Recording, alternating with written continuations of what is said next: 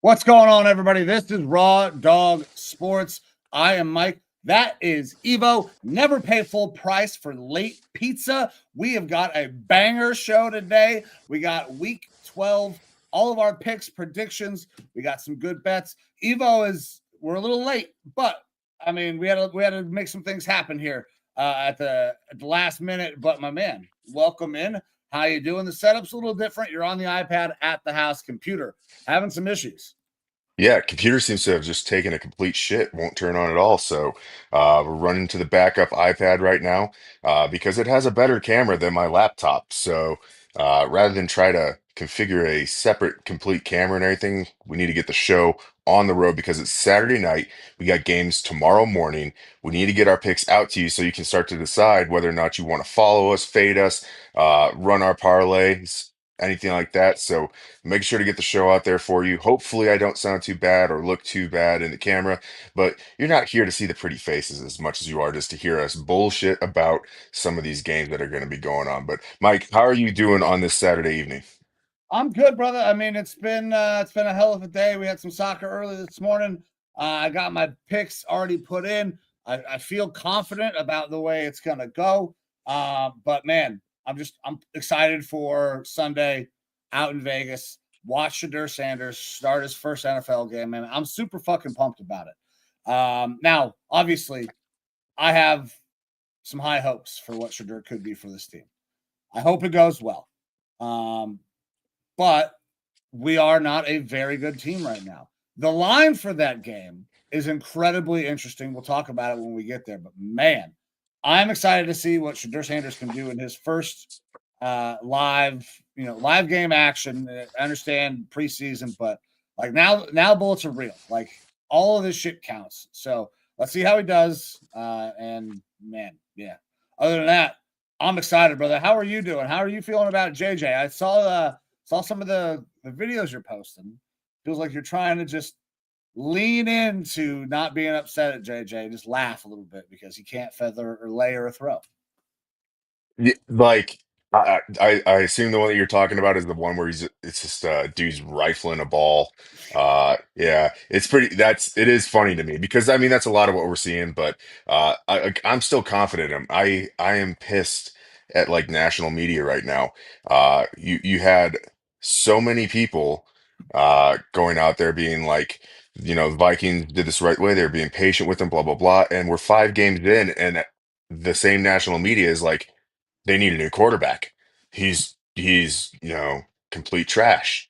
And you're seeing a lot of that echoed by fans uh on the internet. It's you if you are wanting to see a movie for a long time, let's say you're a big, you know, superhero fan and you know the new Avengers movie is coming out and you're like, I can't wait for this. It's taken a couple years for this to come out. And you sit down for the first 5 minutes and you're like, I don't really care what the ending looks like. I don't like it so far.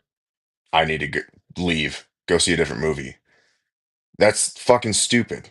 Uh, we're barely seeing anything from this kid yet.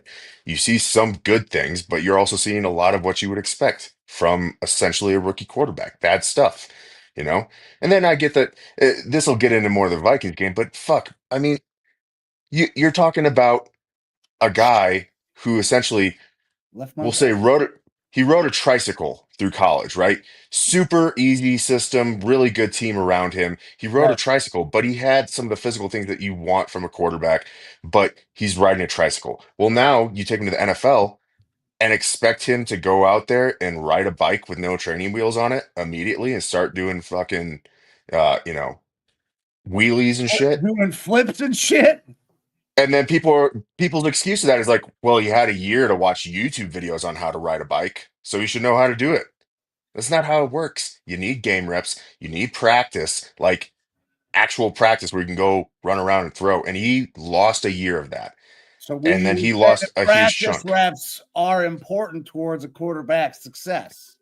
They matter. They don't matter as much as game reps, but they absolutely matter, especially when you're seeing, I would say a big part of his issue is a mechanical issue. You see, when he calms down, he does good. Like when he's not having to think, he does good. When he's sitting there thinking about it and he's like, all right, make sure my heels don't click, make sure the hips are turned this way, and then things get sped up. And on top of that, you're trying to read an NFL defense. And so he looks like he's forcing things, he looks like he's rushing things. He needs time to mature into the NFL, into a system. He needs the reps. It'll come with time. I'm still confident in his capabilities, but it blows me away that we're getting the Dianna Rossinis of the world coming out saying, they're going to go after Aaron Rodgers next year because he was only on a 1 year deal. And that she keeps on trying to stroke her fat, dumb cock about how she had a Aaron Rodgers story early in the year that was completely fucking false, but doesn't want to give up on it. Meanwhile, other athletic reporters aren't substantiating it whatsoever. But you know, got to have the Diana Rossini voices out there, I guess. It's frustrating. It's frustrating to me a lot. But it's also frustrating to watch the game on Sunday. Like what we saw last Sunday was bad. It was not good. No, it was tough to watch. I'm not unaware of that. But the thing is that I think that given time, he probably can develop into a good quarterback. We just need to see that. Um, I'll get off that. Obviously, I have thoughts about my Vikings game versus the Packers this week, and I'm going to keep them extremely limited because I already went on a little JJ diatribe here. I know you got thoughts about your game as well. You already started to get into them a little bit, Shedeur starting, A little but bit. I'm looking forward to getting into our picks and everything for the rest of the show. But we do have one game to go over that happened on Thursday night. Hell yeah, we do. And it was an interesting game, to say the least. We kind of alluded to this in our last episode. The clip that producer Amber put out as well was basically cut, and it said everything that could possibly happen. We thought the Bills were a better team, so we went with them on the money line. Turns out the Texans showed up. That defense showed up. They balled out, turned Josh Allen over twice. I was worried about him turning it over, sacked him 8 times. Like that Texans defense balled out after that fucking first drive, which very glad that first drive went the way it did. Shout out James Cook for getting me my fantasy points there. Appreciate that. But from that point on, they locked the fuck in. They were, I mean, anything that they wanted, they could do. Like Josh was running for his life. The crowd noise was a big deal. NRG was loud as shit. What did you think about this game, man? It was a lot of what we've seen from this Bills team this year, where they have not played up to their potential. Obviously, that defense isn't able to contain the run as well as they should. But you see when a good defense is going up against this offense, they are able to shut down the couple things that the Bills can do well. Uh, Primarily being Josh Allen. If you're able to get that much pressure on him, and he doesn't have elite receiving options that are able to get open quick enough, like you're going to get home. They were able to get home Yeah. 8 times, right? 8 sacks. Eight, Uh, yeah. it was crazy. That defense with Houston is for real, and right now the Bills got to be reeling. You got to feel like the window might be starting to crack closed here because obviously those injuries on defense affected that stout defense, which it's not that anymore this year. And on offense, you just don't have enough playmakers. You have Josh Allen and James Cook, and you're able to make them very one-dimensional. Um, so it's going to be scary for Bills and Bills fans going closer and closer to the postseason because I don't know how they're going to be able to compete and hold up against some of these other teams, especially in the AFC, that are going to be able to put up a lot of points on them. Yeah. They've had some struggles, obviously, the Bills have had some struggles on the defensive side of the ball. Here they run into a great defense. Like, I don't know if they're going to run into a defense that is this good maybe the Texans again, if they make the playoffs. They're now moved themselves into a position where they could be looking at one of those last spots in the playoffs. The Chiefs defense is pretty good, but which of these AFC defenses is really vaunted? It's going to be a problem for them up until they get to maybe that Super Bowl. I don't know who that is. The Broncos is the one that comes to mind for me. Broncos have a Yeah, really good defense and kind of a middling offense, but while I don't like that Denver offense, they have playmakers. A lot of it centers around Bo Nix right now to me. But that Denver offense can probably keep pace as long as the defense is able to put Josh Allen on his back. yeah. I mean, yeah, that's really the key to beating the Bills is attack Josh Allen, get and hit him, sack him. Because, like you said, the glaring need for a premier wide receiver was never more so than in this game. He had to try to get rid of the ball, and there was just nobody who could win early. Josh, who also just got his jersey retired from the University of Wyoming today. Pretty cool thing. Apparently, he was in Laramie, which is awesome. I wish I was still in Wyoming, but that's a pretty cool thing for him. But man, yeah, sure he's beat the fuck up. That plane ride probably was not fun out to Laramie from wherever they were at. We're in Houston. It was in Houston, yeah. Yeah, I mean they probably flew to Denver and then drove. That's a long fucking adventure for Josh to go Yeah. out and get his jersey retired. But cool for him. And the Texans, I mean, they're not out of this thing yet. That AFC playoff race is tight, especially at the bottom, man. The Chiefs are still on the outside looking in. They got a huge game this week. So without further ado, man, and unless you're ready to go over anything else, we can start hopping into the games that are coming up tomorrow. You got anything else on this recap? No, man. Let's again, scared for the Bills. Good job by the Texans. Maybe Davis Mills needs to start a little bit more. I'm not one of those Davis Mills truthers, but like we've said, we think he's one of the best backup quarterbacks in the league. And that giraffe neck is working out for him. Like he's able to run a competent offense there. I like CJ Stroud's upside a lot better. I don't think they need to trade Stroud to the Browns yet. We need a sexual assault case before that happens. But um, I, I think that, if they focus heavily on their offense this offseason, Texans got a pretty good team. But that's not what we're worried about. We're worried about this year right now. So let's get into this week's games. Hell yeah. Let's do it. So we're going to start off game one. I got the Patriots taking on the Bengals in Cincinnati. Patriots favorited -7.5 over under 49.5.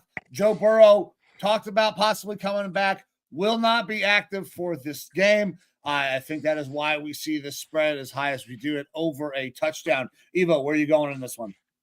Yeah, and another one here, Jamar Chase is suspended for this game, so it's going to be a heavy T. Higgins game. They're going to try to get Chase Brown involved, and obviously, Yandre Yosevich. But the Patriots have just looked really fucking good. They've already started to take down some good teams, despite having a pretty relaxed schedule right now. 7.5 is definitely doable versus this Chiefs team because they have such a bad defense. I'm going to be going Patriots on the money line, though. I like them. Uh, like you're talking two touchdowns or touchdown and a field goal here, or some odd score, a missed extra point by the Bengals, something like that, that could possibly do it for you. But I'm just gonna stick with the easy run here. Patriots on the money line for me. I like the Patriots in this game. I'm going to go Patriots money line as well. It sounded like I think you misspoke in there. The Bengals have a shitty defense. Patriots not a shitty Yes, defense. true. And I absolutely agree. 7.5. I think they could easily do that because they've kind of been on a fucking mission, and especially with the injuries and all the guys that are going to be out and missing still for the Bengals, they could probably do this. But I want to play this one safe, man. The Patriots. There's been a lot of them in the media recently conversations and arguments between Drake May and Stephen A. Smith and fucking Cam Newton. And like, I'm just going to hedge here because I think they probably could cover that. But let's just take the money line. And by the way, what the fuck is going like? Who gives a shit if Drake May does or doesn't know who the fuck is on what show on ESPN? Yeah, doesn't matter. I mean, obviously, I think he said it as a bit of a passive slight. For even sure. though He said it he's to be a dick, but he also has said in the past that I believe that he loved Cam Newton growing up and that he was like his favorite quarterback or wanted to model himself after Cam Newton. So it's like he gives respect to the guy, but also he's like, yeah, I respect the guy as a player. Like I don't really care what he says as a commentator, yeah. which is great. I like that. I like a little bit of moxie from the guy and a little bit of chirp back. Yeah, I got no problem with it. Listen, I don't have a problem with Cam saying that the Patriots might be a little bit of fool's gold. I think that we've been thinking about that for a long time, that maybe they're not legit. They're starting to convince me, and I think a lot of other people, that they are legit, that they're not fool's gold. And I think that entire situation got blown out of proportion. I don't think he was talking specifically about Drake. But very funny the way all of that went down. And of course, Twitter had a field day with that. Yeah, look, I think we've said it here plenty of times. Like they have a light schedule. That being said, they're still beating some teams that are good teams. At worst, I believe that they're a fringe playoff team with a tougher schedule. They're the real deal right now. They are ascending for sure. Are they as good as their record at the end of the season might indicate? Probably not. Just because we know what that roster was last year. It was ungodly terrible. And they made a lot of good additions, but the performance that we're seeing is way beyond that. And part of that has to be a little bit of the schedule baked in. Part of it is good coaching and making up for some of the shittier spots on the team. But like I get Drake showing up for his team and defending his guys. That's a good look.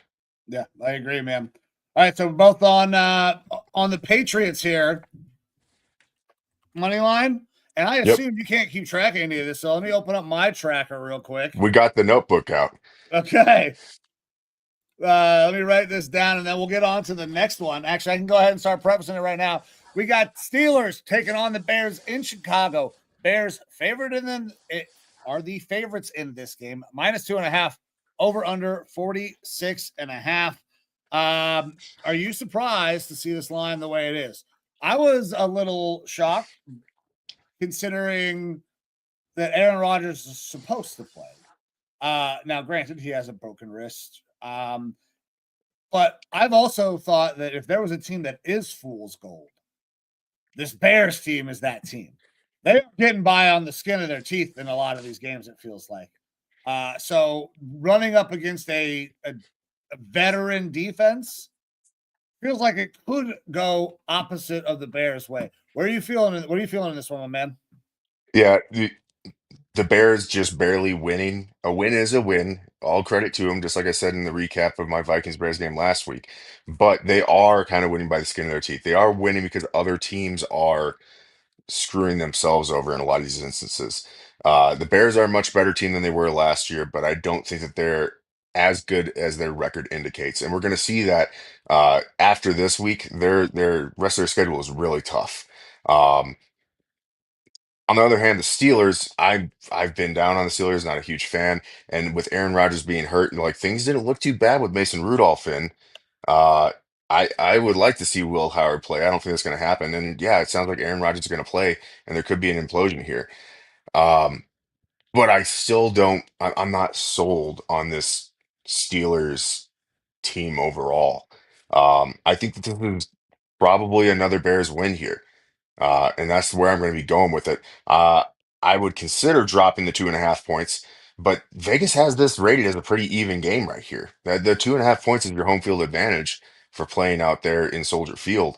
Um, yeah, go ahead. I'm going to drop the points. I'm going to drop the 2.5 for the Bears here. Um, Ooh. because I don't think the Steelers are a very good team right now.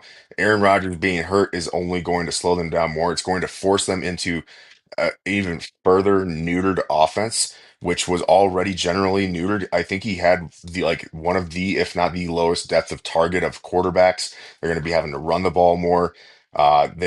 I believe Jalen Warren might still be hurt, so it could be a Kenneth Gainwell game. So I'm going to go ahead and drop the points for the Bears here. I don't like picking them because they are first in the NFC or NFC North right now, but I think that it's not going to be for long. I think that you're going to see the Lions kind of start to take up some of the pace here and end up taking over first place again before too long. All right, all right. So I did not see it going this way, and I'm going the opposite way, man. I'm taking the points for the Steelers. I think that the Bears winning by just barely over and over, they're going to run into a Steelers team that has heard that they're not very good. Aaron Rodgers, I don't think he's going to be very good in this game. Actually, I'm not even sure he's going to finish this fucking thing. If Mason Rudolph comes into this game, I think the Steelers win this thing. The offense looks better with him, anyways. So I'm going to give the points to the Steelers. They may still lose, but I think this will be close. I mean, the Bears are playing everybody close and just barely eking these things out. I'm taking the points. All righty. Well, if I'm not incorrect here, because I'm going off of my phone. Next game up, we got the New York Jets going into Baltimore versus the Ravens. I got the Uh, same. we got Ravens being favored at home, minus 13.5 points. Huge spread in this one, minus 114 odds there. Over under of 44.5.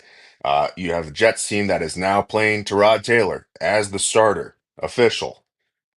But you have a Baltimore Ravens team that is quick on the heels of those Pittsburgh Steelers and actually starting to look like they're putting things together, despite having 2 weeks of pretty poor play from Lamar Jackson and in that offense. Mike, you just got to see this Ravens team in person. How do you think they're going to perform this week versus the Jets? They'll perform much better on offense than they did last week. Our defense is insane. Our defense gets a ton of pressure, and the Jets just auctioned off basically their entire defense. So I expect the Ravens to score quite a bit of points, somewhere almost in the 30s. And I think with the change of quarterback to Tyrod Taylor, Tyrod Taylor, that offense will probably be better as well. The passing game will certainly be better. I'm taking the over here. I'm thinking we're going to get some points in this game because, listen, the Ravens have been able to be scored on and the Jets have been able to be scored on. I think that we could get a lot of points here. Over 44.5 feels like I like that a lot. I don't think we're going to see just multiple weeks of Lamar performing like shit. That is an MVP caliber guy. So he's going to go out and I think he's going to put some points up. Yeah. Look, I thought that this line being 13.5 points there was a little bit juicy. Maybe worth taking with the Jets, get a better passing quarterback in there who can put up a little bit more points. And it was something that was kind of worth considering, but I don't like touching double-digit spreads, as you know. Yeah. And I'm not going to here. The overplay still scares me. I need to see the Ravens actually start to put up better points like that because despite the Jets kind of having a fire sale, they still performed better on defense than I expected them to after that. And I know Aaron Glenn's going to have those guys fired up. So I will just take Baltimore on the money line. I feel like that's a pretty safe play because they are absolutely the better team in this scenario. Yeah, I can completely agree there, man. Like they're obviously the better team. They didn't look that way necessarily earlier in the year, but that team is starting to come on, and the Jets they're in tank mode for the most part. Well, I guess not. I mean, if they were in tank mode, I think they'd probably keep playing Justin Fields. But they're going to bring in Tyrod, and we'll see how it goes. I don't like their chances at all in this game to win. But I hope that we see a lot of fucking points. But you got anything else on that game? Or are we ready to move on to the next one, brother? Nope, ready for our next one. All right, man. So we got the Seahawks traveling all the way across the country down to Tennessee. Favorited minus 12.5, taking on the Titans. Over under of 40.5. So this is another massive spread. Seahawks minus 12.5. I don't know that I hate that. If I'm thinking of there's a team that could get the shit kicked out of them at any week, and then there's a team that could jump out on a team and beat the shit out of them any week, this is the matchup. I know that you don't like double-digit spreads. I'm telling you right now, I'm doing it. I dropped 12.5. I think the Seahawks are going to beat the piss out of the Titans. Yeah, and if you are going to put money on this game, you kind of have to do the over/under or the spread here because at minus 1100 odds for the Seattle money line, it's a rough one to take. It's worth But it. that's the way I'm going because this should be a win. This isn't a bye week. There's no bye weeks in the NFL. but this should be a win for Seattle. After a close game last week versus a very good division rival, one that they know they're probably going to have to see again here in the playoffs, and Sam Darnold coughing at the ball a whole lot, they're going to try to get things back on track. We will probably see a healthy dose of run game in this to keep the game, tenable. Uh, so expect a lot of Charbonnet, a lot of Kenneth Walker, but I will take Seattle on the money line to be safe. I want to get a better winning percentage here, so I feel like that's the way to go. Listen, I get it. It is a safe play. I'm trying to be a little bit more aggressive. Give the people some better odds because, gosh, minus 1100 is just don't put that in your parlay, people. If you're building one, and there's no point to it. It adds almost no value and is more than likely gonna fuck you. These last two games, I took the money line for the Ravens and money line for the Seahawks. Neither of those should actually go in your parlay because at minus 1400 and minus 1100 odds, respectively, that'll start to tank your odds. And so unless you're wanting to bet like those two games together and put like $100 on it to win fucking 10 cents, it's not worth it. 100%. Absolutely agree. But game that could be not going to be worth it either. We have another big ass spread. We got the Giants heading up to Detroit. The Lions are favored in this minus 12.5 again, over under 49.5. So they're expecting some more points. Jackson Dart not going to be playing in this game. Talked about they could have played him. Apparently that's not going to happen. Cam Scatabo is a wild man on a mission on his Twitch stream. He's insane, dude. And I'm here for it. I love the kid. I think it's hilarious. But I think his team is in a lot of trouble here. What do you got? Well, we saw this with the Detroit Lions after they lost to my Vikings. I said it was a bad spot to be in for the Washington Commanders. And it's the same thing. They lose one last week to the Eagles. And it's not as embarrassing as losing at home versus another NFC North matchup. But still, if the Lions want to be considered one of the premier teams in the NFC and a true playoff contender, you have to be able to take down last year's Super Bowl champs. And they weren't able to do that. And so Dan Campbell is going to get these guys right. And I do think that they're going to put a hurt on the Giants.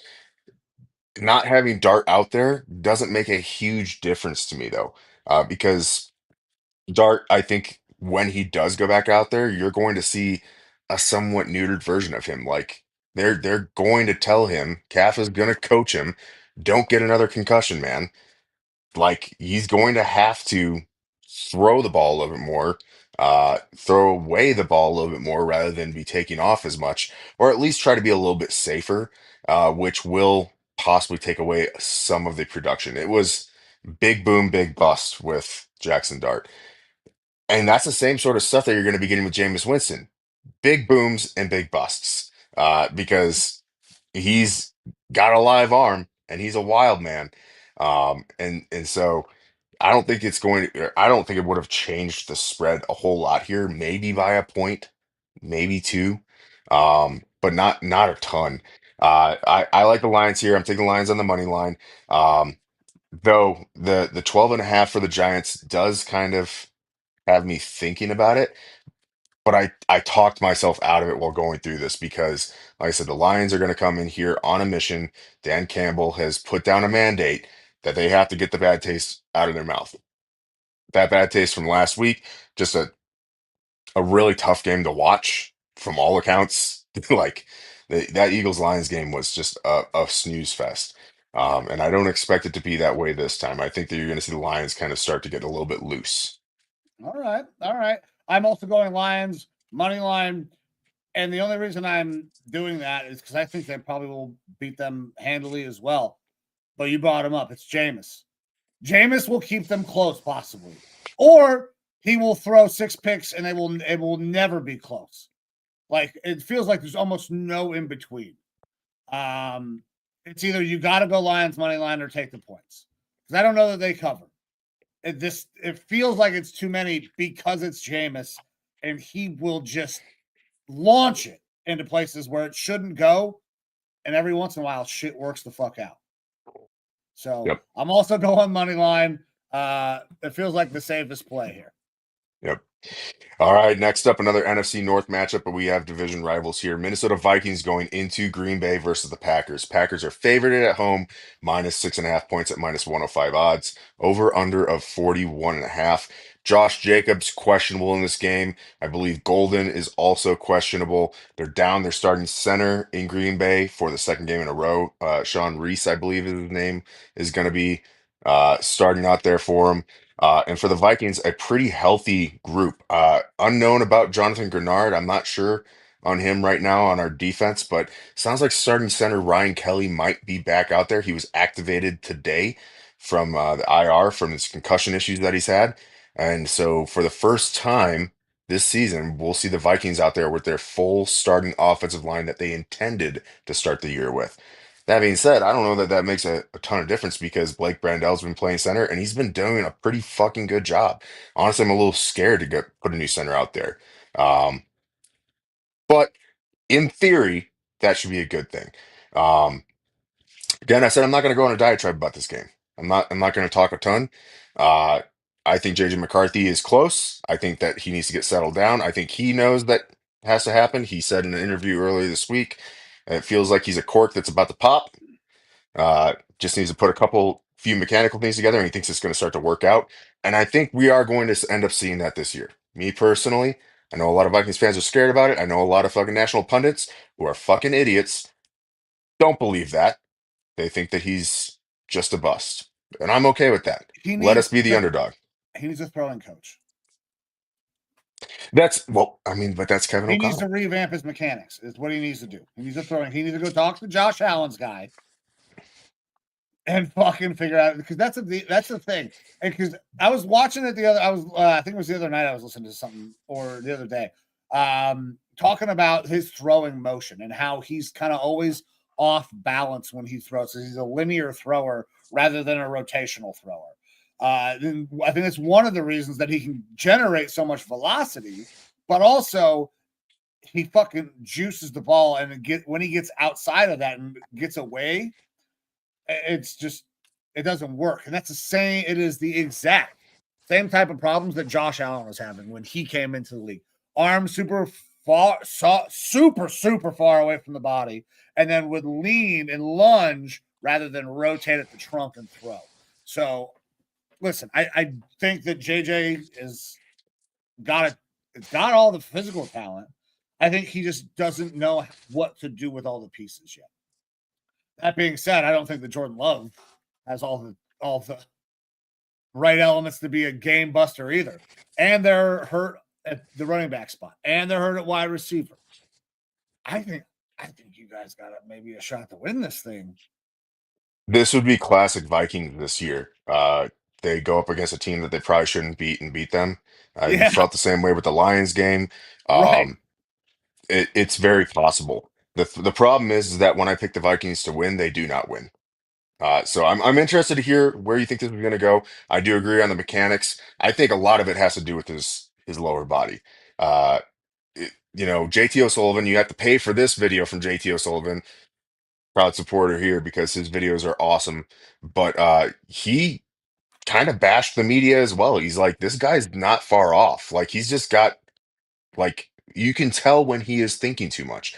The last drive of our game versus the Bears, there was not a bad throw. JJ looked good. There was a dropped ball or two from TJ Hawkinson, and he didn't have a bad drive. Led them all the way down the field, scored a touchdown. And JT O'Sullivan basically was like, I think he just wasn't thinking. You're getting a guy that's going out there, and he's like, all right, don't click your heels, do this, do that, through a bunch of these drives. And while he's going through those reps in his head, he's also dissecting a defense, and it's making him late. It's making his decision making late. And then he's having to be like, oh shit, I should have thrown this ball a half pace earlier. Now I'm going to fucking sling it and rifle it. And it makes him wildly inaccurate. Um, that last drive, it looked like I saw like no lower body mechanical issues. It was just him playing ball. And that's what he needs to go out there and do is just play ball. And I think he'll be perfectly fine. But I'm I'm I'm here for your take first. I'm here to see who you're going to take in this one. I'm taking Uh, you be- guys plus the points. Listen, I don't know that JJ is going to come out and play fantastic. But I know that your defense does a pretty good job. I know that Jordan Love, when he's pressured, is just going to throw the ball up and hope that somebody comes down with a jump ball. I like you guys in the back end to maybe stop that from happening. You know this team. They're not going to be able to run the ball very efficiently, in my estimation, with Josh Jacobs not playing. If he does play, sure, it could change. But 6.5, I think, is too. This Packers team has lost multiple times to teams that they should not have lost to. They are not world beaters. Taking you guys plus points. I think the Packers have had 3 games in a row where, their run defense looked really good to begin the year. 3 games in a row where they've given up over 130 yards rushing. It's been an issue for them. I heard some interesting stuff about Jordan Love actually earlier today. That when not pressured, he's throwing like a 78% completion percentage adjusted for drops and throwaways. Uh, it barely drops off when he's blitzed. But a blitz doesn't mean a pressure. When pressure gets to him, you see a very precipitous drop. Uh, and so I think that's something that Flores is obviously known for, good at. Um, I'm going to take the Vikings plus the points here as well. I was going to take the Packers because in my head, if I pick the Vikings to win in any sort of way, they will lose. Um, but I truly think that we have a chance to go out here and win this game. Like a big part of me wants to take the Vikings on the money line. I'll hedge my bet a little bit. I'll take them plus the points in this one. Um, because this is exactly the type of situation where it's like everyone started to count JJ and the Vikings out. And playoff wise, yeah, we are outside looking in for sure. I'm almost positive on the numbers here, but right now I believe we have a 3% chance of making the playoffs. With a win this week, it takes us back up to like 30%. So Okay. it's we are down but not out. But honestly, at this point, I'm less worried about the playoffs and more just about the development of our quarterback. I understand. I completely understand that notion. Playoffs. What? We're not talking about that anytime this year. Not for my team. But two teams that potentially could be in the playoffs, one fighting for a spot. Colts, Chiefs, taking place in Kansas City. This is a weird line. Chiefs favorited -3.5. Over under 49.5. So they're expecting some points. Evo. This is Vegas fucking with us. I'm just gonna draw attention to it so we can get it out on the table immediately early. Because this doesn't make any fucking sense. The Colts are a better team. They've shown that they're a better team on multiple occasions. The Chiefs continue to find ways to piss away games at the end of them. I do not understand why this is the line, but I will relinquish to you. I'm going with the Colts in some fashion. Where are you at? I was heavy on the Colts last week because of NFL script, right? The refs are going to be involved. They're going to get more calls that NFL needs to keep their golden child in the playoffs, and it didn't work out. Chiefs took an L. I think that's maybe reflective in this one as well. Look, Kansas City Arrowhead is not an easy place to play. That's your 2.5 points for home field advantage. And then an extra point on top of that, favoring the Chiefs, is a little bit scary. I love the Colts. Let me be very, very clear. I love the Colts. I think they're going to have a fantastic game. I expect them to win. I'm going to take Kansas City on the money line. I am going to not let Vegas try to trip me up too much here. Okay, I understand you're playing the opposite of what you think might happen because of Vegas. Yes. I get it. I'm taking the Colts plus the 3.5 points. If the Chiefs do find a way to win this fucking thing, I do not think that they will cover because the Colts are really good. Thanks for the hook, Vegas. Yeah, that the 3.5 looks so fucking good. Yeah. It looks so good. It's very tempting. Uh, I will attempt to abstain here and just stick with the Chiefs on the money line, which feels a little gross. But next up, we have your game. Yeah. Cleveland Browns going into Vegas versus the Raiders. Raiders looked pretty damn awful on primetime football. and I think they're a pretty awful team. You guys, however, are going out there with a rookie quarterback making his first start, full week of practice as a starter. Uh, this could be the future for your team. Could Do be. you think that this is look of any game to go out there and thrust a guy into a starting role? This seems like a pretty nice spot to do it. The only better situation would be if it was at home. Yeah, that would have been nicer. But listen, week 12, 12 is starting, and they're he's going up against a dog shit team. This is exactly how you play the script out. Now it sucks that it has caused so much turmoil within and outside of that organization and around that organization as it relates to the quarterback conversation. But I'm pumped to watch Shedeur play. And here's the thing: this is another bullshit fucking line. The fact that the Raiders are favorited makes no sense to me. I understand we have a rookie going in, and you know what? He did not look great. We almost beat the fucking Ravens purely off of our defense, and that was Lamar Jackson. This week, we get to go up against a putrid Raiders fucking offense. This doesn't make any sense. So Vegas is maybe trying to pull another fast one. And listen, maybe I'm just being a homer, but I don't fucking understand it at all. Judkins, dog. Fucking Fanning, dog. Like this team has the ability to score points if they have a trigger man that can get it out to the playmakers. They're not necessarily all the way out on the outside. We don't have a ton of guys on the outside that can win. Jerry Jeudy, maybe. Outside of that, we got to work the inside. We got to work the tight ends. We just got to have somebody who can deliver on time in the middle of the field. That is not something that we ever saw Dylan Gabriel do. I'm taking the Browns on the money line at plus 168. I got him I plus mean, 172. now they're plus 172. Wish I'd have waited. Like they were this. I'm taking the Browns. I expect this to win, and I think we can even win by a touchdown. Yeah, I said this in kind of the breakdown of your game last week. Shedeur went in, had an absolutely terrible stat line. And a lot of people like to point to that and say, he's terrible. We told you all along, blah, blah, blah. But what I saw was a quarterback that played better than Dylan Gabriel, despite the stats. I liked what I saw better than what I've seen from Dylan Gabriel. So I think it'll be a better situation. That being said, yeah, rookie quarterback starting, and I think that's why this line is where it is. Because while I think that Shedeur should be as good, if not better than Dylan Gabriel, if Dylan Gabriel was playing this game, the spread's probably closer. And I don't think that that should be making that much of a sway. This is Vegas. I don't think it's Vegas trying to trick us. I think this is Vegas just hedging for a rookie quarterback starting his first game.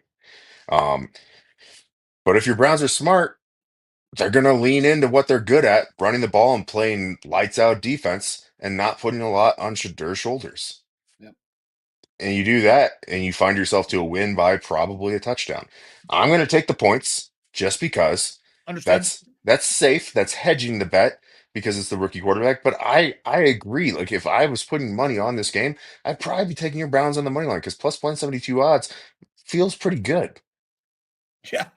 Yeah, I'll take plus money on a game that I feel like that we should and very easily could win. So yeah, I will take the extra odds and say thank you very much. But with that, brother, you got anything else on that one? Nope. We're ready to All right, move on to man. Jacksonville and Arizona. Hell yeah, let's do it. Go ahead, bro. Yeah, so we got the Jags going into Arizona, favored as an away team, minus 2.5 points at minus 110 odds. Over under a 47.5 on this one. So they're expecting some points to go up. This almost felt a little funky to me because while I am off of this Cardinals team, like I think too much credit is being given to the Jags based off of what they did last week to make them favorites here. Uh, this feels like a much more evenly matched game, except for Arizona is not getting home field advantage because they should be then favored by that 2.5 points, not getting 2.5 points. Um, Jacoby Brissett, You know that he can and will throw the ball around, that they will lean into him throwing the ball around. This Jag defense can be pretty decent. Um, but I think that this game is going to be pretty evenly matched. It's a little bit of a toss-up for me. And so when it's a toss-up, I'll take the points. I'm going Cardinals plus the 2.5 here. I Okay. think both these teams are very susceptible. Both of them have the capacity to have something click on offense and then show out. So I don't get a good feeling one way or the other. That's why I'm going to take the points with the Cardinals here. Okay. So listen, that makes a lot of sense. That's not the way I'm going. I'm going Jags money line. I don't, and it's listen, I'm not super in favor of the Jags. I don't necessarily think that last week was like, oh man, they're great. But right now they are in playoff position. They kind of have to keep pace if they're going to maintain that. So I think that there is going to be a little extra emphasis. That Cardinals team, their defense has kind of fallen on their goddamn face recently. So I think that there's a potential, a lot of points to be scored on both sides, but I like the way the Jags are playing more right now, so I'm going to go with them. I could easily see this going either way. This feels like a fucking trap game for the Jags. Like they could easily go and get their asses beat. Yeah. Yeah. I think after how they performed last week, that it could feel very similar to how the Jags performed, beat Kansas City at home, and then the next week they go out and have a clunker. So that's also factoring into my taking of the points there for Arizona a little bit. Listen, I'm not even gonna question it. Because listen, I'm about to blow everybody's minds here in a fucking minute. Because the next game we got, I didn't think I was ever gonna say these words again. We got the Falcons taking on the Saints. Saints are favorited in this game, minus a point and a half. Over under of 39 and a half. The Saints are favorites. Crazy. Now, Michael Penix out. Kirk Cousins will be starting this game. Where do And we Darnell think? Mooney is the number one receiver there with Drake London out. Oh, yeah. I forgot about it. So this game's getting crazy. Is Tyler Shuck going to go out there and fucking ball out on the Falcons? Or are the Falcons going to pull their heads out of their asses and get a win and the Saints are going to go back down to being shitty? I don't know, man. Because I think Kirk Cousins can be a competent quarterback. He doesn't have his full complement of offensive weapons, but you do have a Bijan. Bijan's pretty fucking good if you get him rolling correctly. This is a divisional matchup, though, and these two teams typically play each other pretty tight. Um, so I'm going to take the home team. I'll take the Saints money line. I'm not going to drop it here. Uh, I It's interesting. It is interesting to me. Like they don't have that full complement of weapons. We know that the Falcons defense can show up sometimes, but this has just been such a up and down weird team this year. And then you take out some of your pieces. My computer just started up on its own. Crazy. All right. Is God trying to tell me to flip? Uh-oh. No, Tell no, me what no. you're thinking here. I have to process this. I'm taking the Falcons on the money line. I'm telling you right now, I am taking the Falcons on the money line. I do not think that Kirk Cousins is going to come out and play like absolute dog shit against the Saints. The Saints are fucking terrible. This is not to confuse any of the Falcons fans out there. The Falcons are a shitty football team and they suck dick. But I still think that they're going to beat the Saints. I'm flipping Atlanta money line. I Oh fuck! It Uh-oh. turned off. It's back on. I don't know what's going on. We're Atlanta money line. Atlanta money Bijan, line. Here we go. big Bijan day. Golly, what the fuck is going on? I got a specter, a ghost in this house or I say you something. gotta. Did you see that thing behind you move? What the dildo? Yeah, no, Is it not the going? dildo. No, that would be Funny fantastic. story. If it worked. Sidebar. Spoke with the principal of the boys out in Ohio in this very room. We had a little Zoom meeting with him. Had to make sure to pull that dildo down real quick. Uh, Fun So times. there was no dildo in the shot when you got on there. No dildo. Good call. Yeah. Way to be It's good responsible. parenting. Absolutely. But with that, we do have our next game. And look, I'm going to be honest. We had kind of an awful afternoon slate of games here to look at. Jags, Cardinals, Falcons, Saints. If anyone's going to save it, it would be this game. The Eagles and the Cowboys in Dallas. Eagles are favorites there, -3 points, over under of 47.5. This is a repeat, a second matchup of these two teams after the infamous Haktua gate that happened to kind of start the year off.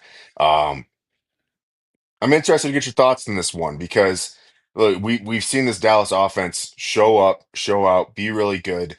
They made a couple trades recently to try to get themselves better, and then we saw the Eagles put up a stinker. But at the end of the day, they won the game, and they are the defending Super Bowl champions. We know that they have the capability of being good.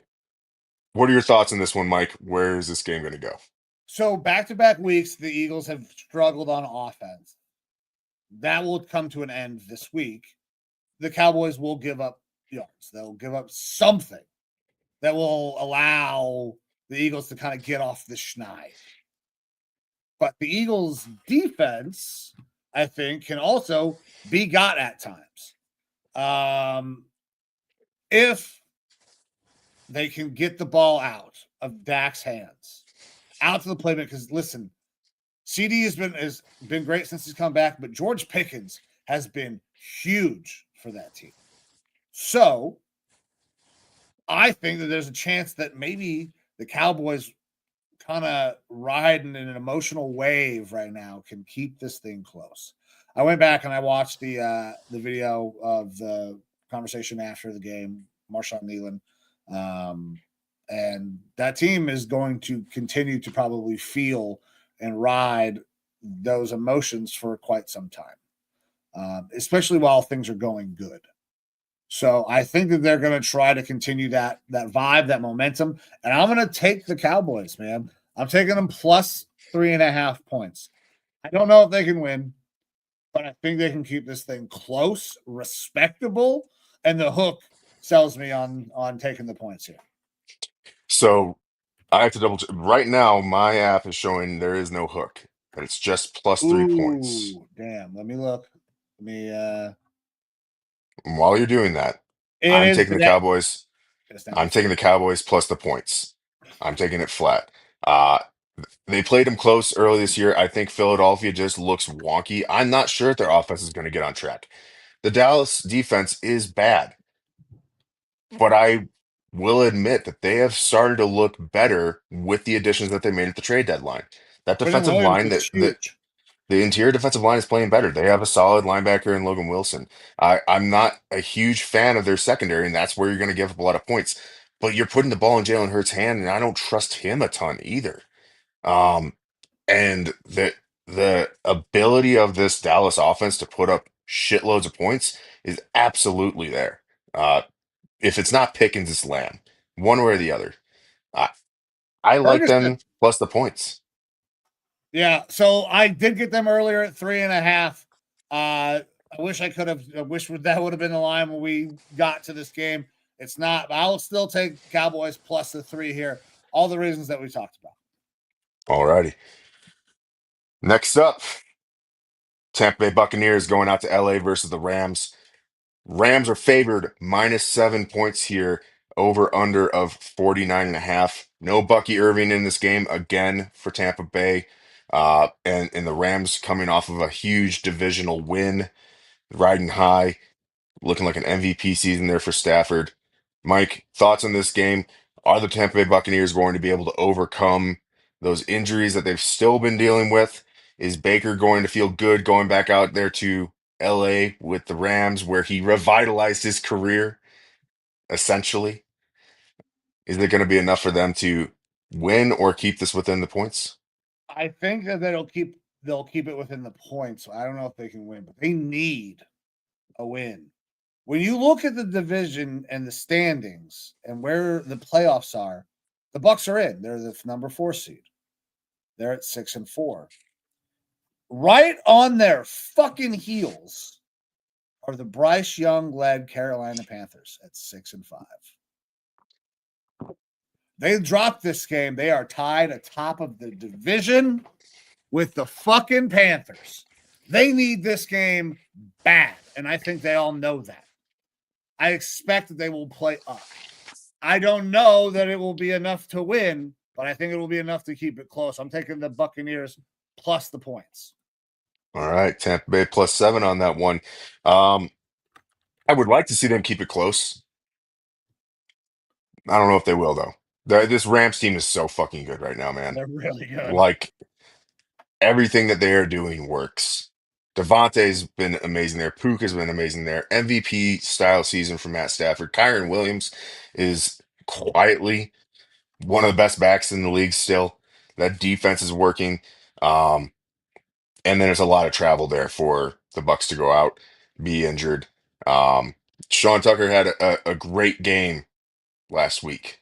Yeah. And I actually like him a lot better than Rashard White. I've liked Tucker there since God, he was a rookie there, I think 2, 3 years ago, and thought he looked really good in the preseason and just hasn't gotten enough play. But I don't think that we're going to see that same replication of work this week because they're not going up against a bad run defense from the Bills. I'm going to go Rams on the money line on this one. I think that this Rams team is a sleeping giant. People are not paying enough attention to them right now. Stafford is playing unbelievable MVP caliber football right now, man. All right, brother. Takes us into our last game for week 12. We got the Panthers going out to San Francisco, taking on the Niners. Niners favorited -7.5, over under 49.5. This is, we just alluded to it, Panthers right there on the cusp, could be fighting for the division. They win this game and the Bucks lose like you picked, they're leaving the division. Where do you think this one goes? Do they have any chance of keeping this thing close? I mean, fool's gold of all fool's gold right here with the +500, over 500 Carolina Panthers. Where are you at, man? Federer McMillan's been amazing for him. Yeah, That's all I got on the Panthers. Like Bryce Young played a good game last week. Ah, so did the 49ers. 49ers with Brock Purdy back there looked a lot better. Um, and it's in San Fran. I'm taking San Francisco plus the points here. I can't bring myself to vote for the Panthers right now. If I was going to lean one way, it'd be the Panthers plus that 7.5 points because that's definitely doable. Um, but I think it's an up and down type of season for the Panthers, which is probably a good thing compared to where they've been in past years. The fact that they're getting some okay wins versus some good teams here, go out and beat the Packers, like in Lambeau, they shouldn't have done that. And they might be able to sort of pull that same sort of rabbit out of their hat here. Safer play for me here, though, is going with the 49ers. I'm going to stick with that. I think having Purdy back there's a lot of talk about, Mac Jones and how well he's done with that team. But I think that we're seeing that they are just that much better of a squad when you do put a even better quarterback back there in Brock Purdy.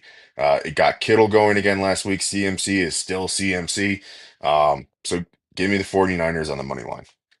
Yeah, I'm following suit there, man. I think they're a better team. I don't want to drop 7.5. I don't know if they're going to beat them by 10 or anything like that. So the safest play, good way to wrap this thing up is 49ers money line. But that's not our last bet. We got another bet. Normally we would bring it to you guys. Evo, you typically run Blitz's big bet and get it popped up for us.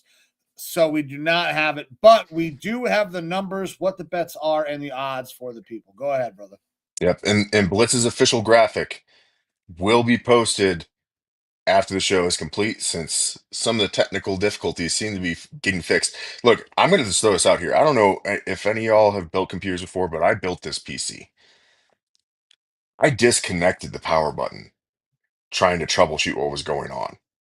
It is still disconnected, and the PC turned on its own. I'm baffled by what the fuck is going on here. Uh, but I'm going to run with it, and we will get that graphic out here for you shortly for Blitz's big bet. But what he's got this week for us is a good game from Drake Maye. Drake Maye, 250 or more passing yards. That's -138 odds.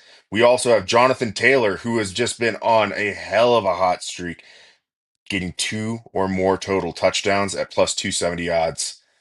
And Rasheed Shaheed, not with the Saints anymore, with the Seahawks, being that burner, and they're getting him involved in the run game, some end arounds and things like that. Over 32 and a half receiving yards at minus 114 odds. That gives us a grand total for Blitz's big bet of plus 1,097. Another big one from Blitz here. He's feeling that red rocket. He's feeling it in his plums. He's trying to get us some money this week. A big one from Blitz. Yeah, I could use a nice win from Blitz. Hopefully that red rocket can we'll ride that red rocket all the way to the no. Anyways, man, like that's a good bet. Listen, I think one of the most dangerous things there, Jonathan Taylor, 2 tuds. That's always tough, 2 tuds. But Rasheed Shaheed, he's been kind of getting acclimated to a new offense. JSN constantly sees double teams. All it takes is Rasheed Shaheed beating a guy one time deep and 32 and a half, done. 1 catch. That's Yeah, easy. that was a lot of Shaheed's games there with New Orleans was 1, 2 catches, 80 yards and a touchdown. Yeah. So that's a single catch for Shaheed in most cases. Jonathan Taylor, for most players, it's tough predicting total touchdowns, right? Over one or just getting 1 total touchdown is Oh, difficult. Jonathan Taylor puts up 3 a week, it seems like, every fucking week. he's got a Uh, reservation. you also have Daniel Jones, who came up a little gimpy in practice this week, so maybe they'll focus a little bit more on running the ball. Jonathan Taylor is just a threat at all times, so that 2 touchdowns for him, I feel good about that one. Yeah, makes sense. All right. Well, thank you, Blitz, for putting that together. We will get all of the graphics out for you guys. We don't have it up right now, but we will make sure that those go out. But with that, Evo, you got anything else? Or are we ready to get the fuck out of here? I'm ready to go, man. I got to make some dinner for the wife and get these graphics figured out and figure out what the fuck is going on with this computer. All right. Well, good luck with the computer. But guys, everybody who tuned in, thank you very much. Time is the most valuable thing that you have. So anytime that you give some of it to us, we are forever grateful. With that, I'm going to give my man Evo one last word. Uh, Man, last word. Didn't get time to think about it because I was troubleshooting shit here. Uh, Man, be happy and thankful for your time with your family right now. If you don't have your family around, I know I get to deal with that a lot with these soldiers that I train out here. Uh, Being away from family on the holidays, a lot of them get to go home for Christmas, but not for Thanksgiving. I know we kind of talked about this last week, but reach out to those who are maybe not with family over these holidays. Check in on them, make sure they're doing good, make sure that they know they're a part of your family, and give them a little bit of love. Hell yeah, Evo. Great message, especially going into the holiday season, Thanksgiving, all that. It can be tough on people. So talk to your friends, talk to family, whoever.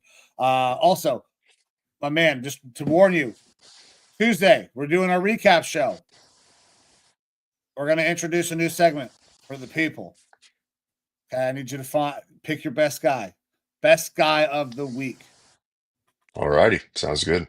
All right, guys. I am Mike. That is Evo. This is Raw Dog Sports. We're getting the fuck out of here. We'll see you on Tuesday night to recap all the games from Sunday and Monday.